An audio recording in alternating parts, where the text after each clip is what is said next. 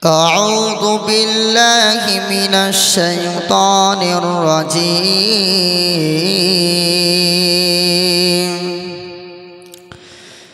بسم الله الرحمن الرحيم.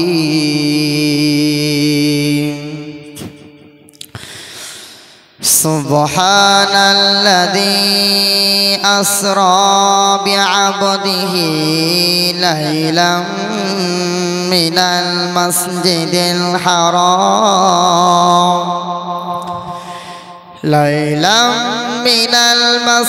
الحرام إلى المسجد الأقصى الذي باركنا حوله لنريه من آياتنا إنه هو السميع البصير.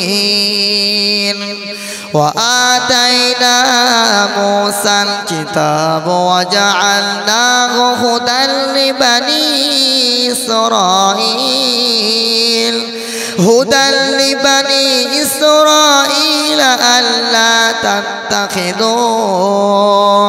ألا تتخذوا من دوني وكيلا ذرية من حملنا مع نوح إنه كان عبدا شكورا. وقضينا إلى بني إسرائيل في الكتاب لتفسدن في الأرض مرتين ولتعلن علوا كبيرا. فإذا جاء وعد أولاهما بعثنا عليكم عبادا لنا أولي بأس شديد فجاسوا خلال الديار وكان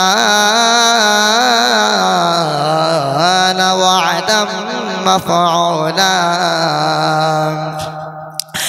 ثم رددنا لكم الكرة عليهم وأمددناكم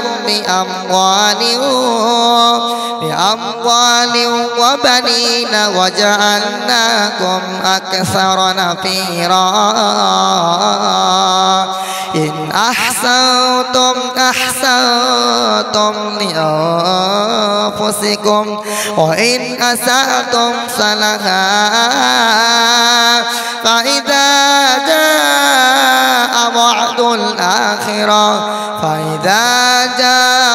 الآخرة ليسوء وجوهكم وليدخلوا المسجد كما دخلوه أول